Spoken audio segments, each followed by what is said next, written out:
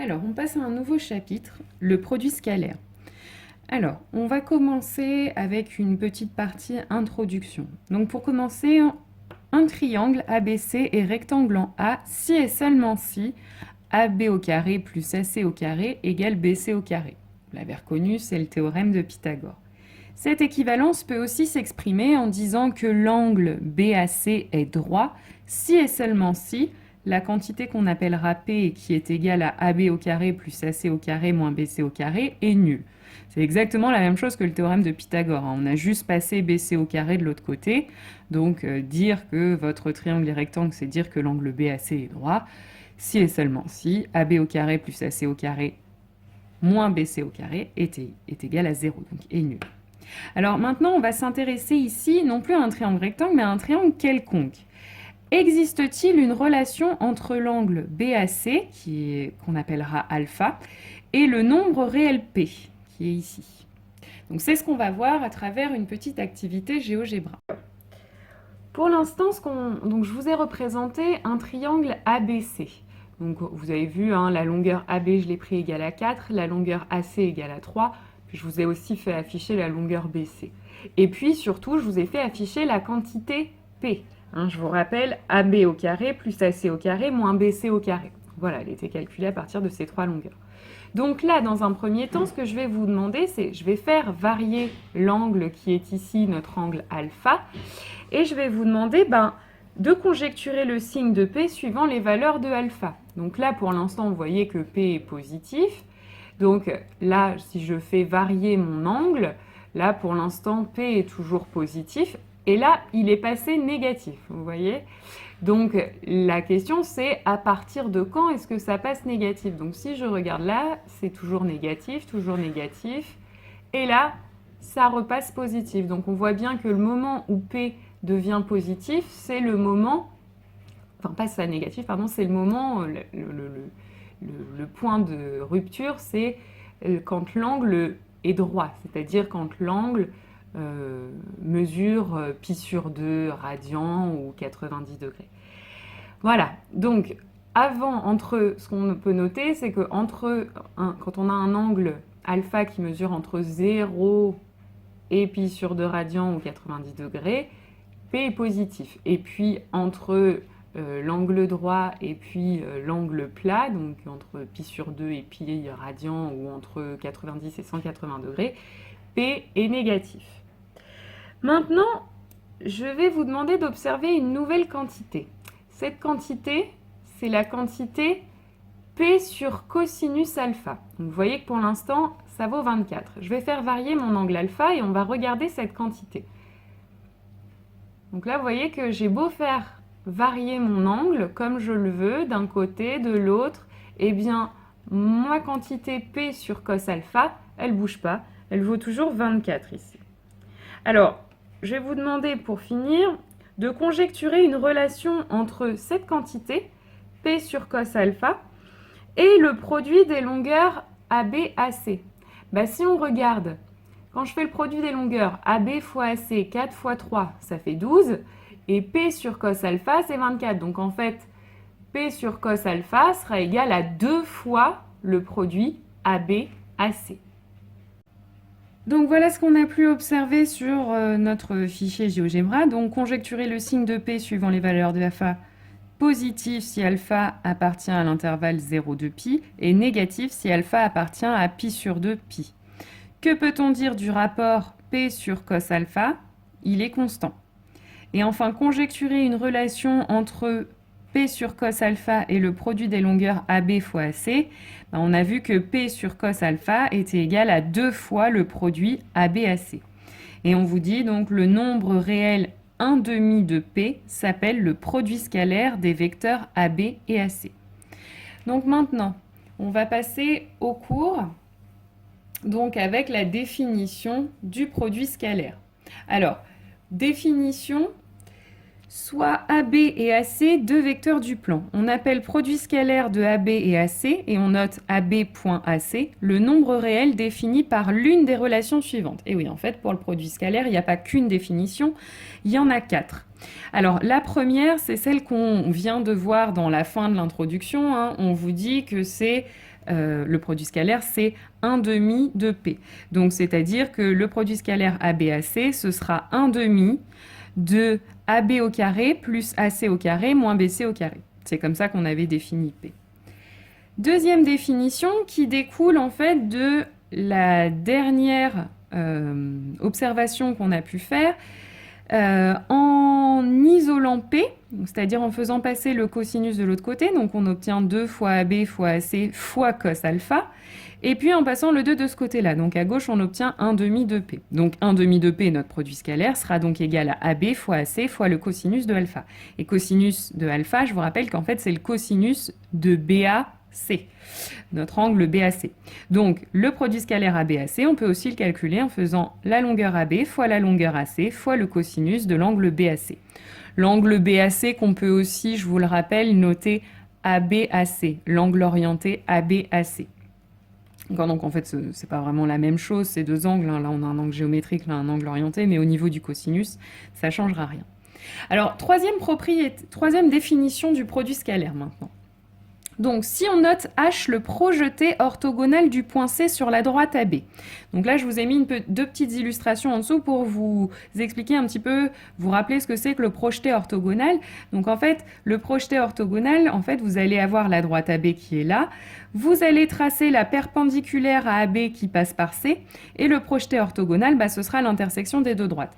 Alors, le projeté, il peut être sur le segment AB, mais vous voyez que dans ce cas-là, il peut aussi être à l'extérieur, hein. Je trace la droite AB, je trace la perpendiculaire à AB qui passe par C. Le point d'intersection, il se trouve à l'extérieur du triangle. Donc, le point H, là, il sera là. Et donc, dans ce cas-là, le produit scalaire AB fois AC, ce sera le produit des longueurs AB fois AH. Donc, la longueur du segment AB fois la longueur du segment AH, si les vecteurs AB et AH ont le même sens. Donc, comme c'est le cas sur cette figure ici, AB va dans ce sens, AH dans celui-ci. Donc, on a bien deux vecteurs qui vont dans le même sens. Et sinon, ce sera moins AB fois AH. C'est-à-dire, là, dans ce cas-là, vous voyez que là, le vecteur AB va dans ce sens, le vecteur AH va dans celui-ci. Ils sont donc de sens opposés. Et donc, dans ce cas-là, on utilisera plutôt moins AB fois AH. Et enfin, dernière définition du produit scalaire, dans le cas où vous êtes dans un repère orthonormé. Et donc, vous pouvez donner des coordonnées aux vecteurs AB et AC.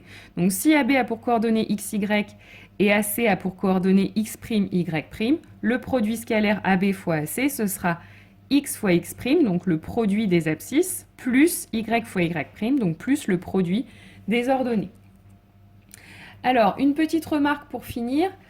On appelle norme d'un vecteur AB la longueur du segment AB. C'est-à-dire que la norme, qu'on note avec une double barre, du vecteur AB est égale à AB, la longueur AB. Ainsi, dans certains livres, on pourra lire que le produit scalaire du vecteur U par le vecteur V est égal à la norme de U. Alors attention, il manque les petites flèches. À la norme de U fois la norme du vecteur V fois le cosinus de l'angle orienté UV, par exemple. Donc à la place de cette écriture-là, on pourra avoir celle-ci. Alors maintenant, pour terminer avec cette première partie, on va passer à des exemples de calcul du produit scalaire. Alors, je vous ai mis plusieurs cas de figure. Et donc, il faut calculer le produit scalaire en utilisant la définition qui vous semble la plus adéquate dans ce cas-là. Alors, pour le premier exemple, vous avez ABC, un triangle équilatéral de côté 2 cm. Donc, 3 côtés qui seront égaux. On vous demande de calculer le produit scalaire ABAC. Alors, on va prendre nos définitions une par une et puis on va voir quelle définition est applicable ici. Donc, je vous ai mis un indice, hein, je vous ai demandé de le calculer 2 fois, donc c'est qu'a priori, on va pouvoir le calculer de 2 façons différentes. Donc, première définition, pour appliquer la première définition, on a besoin des longueurs AB, AC et BC. Ici, on les a, donc la première définition est tout à fait applicable ici. Donc là, on va le calculer en faisant 1 demi de AB au carré plus AC au carré moins BC au carré, c'est-à-dire 1 demi de AB, on sait que ça fait 2 cm, donc 2 au carré, AC aussi, donc 2 au carré, moins BC, pareil, 2 au carré. Et donc, si je calcule ça, je vais avoir les deux là qui vont s'annuler, il va me rester 2 au carré, donc 4, fois 1 demi, il va me rester 2. Donc, le produit scalaire de ABAC est égal à 2. Maintenant, regardons la deuxième définition. Donc, deuxième définition, on a besoin de la longueur AB, de la longueur AC et de la mesure de l'angle BAC, donc cet angle-là. Or, ici, on connaît déjà la longueur AB et la longueur AC. Et puis cet angle, étant donné qu'on est dans un triangle équilatéral, on sait que cet angle va faire pi sur 3. Donc on peut tout à fait utiliser la propriété, la définition de. Donc je peux le calculer en faisant AB fois AC fois le cosinus de l'angle BAC. Et donc faire AB c'est égal à 2, AC est égal à 2, fois le cosinus, et donc BAC, pi sur 3. Et on se souvient que le cosinus de pi sur 3, il fait 1 demi. Donc, ça va bien me faire ici encore 2, et heureusement. Voilà. Donc maintenant, on va passer au deuxième exemple. Donc là, l'idée, donc vous avez 3 cas de figure. L'idée ici, dans cet exemple, c'est d'appliquer le projeté orthogonal. Donc, je veux toujours calculer le produit scalaire ABAC. Donc, ce que je vais faire, c'est déjà que je vais chercher le projeté orthogonal du point C sur la droite AB. Donc, je vous ai dit, hein, la droite AB, on trace la perpendiculaire qui passe par C. Donc, voilà, c'est cette droite-là. Et donc, notre projeté orthogonal, ce sera ce point, le point H. Et donc, dans ce cas-là, si on regarde, le vecteur AH et le vecteur AB sont dans le même sens. Donc, le produit scalaire ABAC va se calculer en faisant AB fois AH. La longueur AB, on voit qu'elle fait 6 carreaux, donc 6, fois AH qui lui en fait 2. Donc, le produit scalaire sera égal à 12.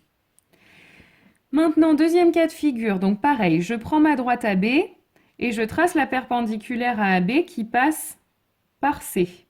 Et donc, mon projeté orthogonal, il va être ici. Là, cette fois, si on regarde, le vecteur AH et le vecteur AB sont dans des sens opposés. Donc, cette fois-ci, je vais calculer le produit scalaire en faisant moins AB fois AH, c'est-à-dire moins 3 fois 3 aussi. Donc, ça nous fait moins 9. Et enfin, dernier exemple. Donc, toujours ma droite AB. Je trace la perpendiculaire à AB qui passe par C. Mon projeté orthogonal est ici. Et donc, on s'aperçoit que les vecteurs AH et AB sont dans des sens opposés. Donc, on va calculer le produit scalaire en faisant moins AB fois AH. C'est-à-dire, moins AB mesure 2 et AH mesure 1. Donc, mon produit scalaire va faire moins 2. Remarquez que sur ces exemples-là, on peut regarder seulement les deux premiers, ça illustre bien ce qu'on avait dit au départ. Vous vous souvenez sur le fait que le produit scalaire était positif si on avait un angle plus petit qu'un angle droit et puis négatif si on avait un angle plus grand qu'un angle droit, enfin compris entre l'angle droit et l'angle plat. Donc vous voyez que là ça marche bien. Là vous avez l'angle BAC qui est plus petit qu'un angle droit qui mesure entre 0 et pi sur 2. Donc, on a un résultat du produit scalaire qui est positif. Et puis là, par contre, on a un angle qui est obtus. Donc, cette fois-ci, le produit scalaire est négatif. Et enfin, pour terminer, dernier exemple, dans un repère orthonormé OIJ, on considère les vecteurs U de coordonnées 3, 2 et V de coordonnées -1, 4. Alors, le produit scalaire UV, cette fois, je vais utiliser, pour le calculer, la dernière définition du cours. C'est-à-dire que je vais faire le produit des abscisses des vecteurs, donc 3 fois -1, plus le produit des ordonnées, donc 2 fois 4. Et ça me donne 5. Alors, une vidéo rapide pour vous montrer, vous pourrez avoir besoin éventuellement dans les exercices d'utiliser des angles en degrés ou des angles en radians. Ou alors, même quand vous changez de matière, ça peut être utile de le changer. Donc, pour ça, vous allez aller dans Shift, Menu, pour aller dans le Setup. Vous voyez, vous avez une ligne qui s'appelle Angle. Et donc, si vous placez dessus, vous pouvez régler. Donc là, moi, mes angles sont en radians, mais je peux, en appuyant sur F1, les régler en degrés.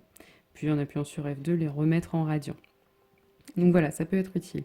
Et puis, j'en profite aussi pour vous montrer, si vous cherchez dans un exercice, quel est l'angle qui a pour cosinus 1/2, par exemple. Vous faites, non pas cos, mais shift cos de 1/2, donc le 1/2 entre parenthèses.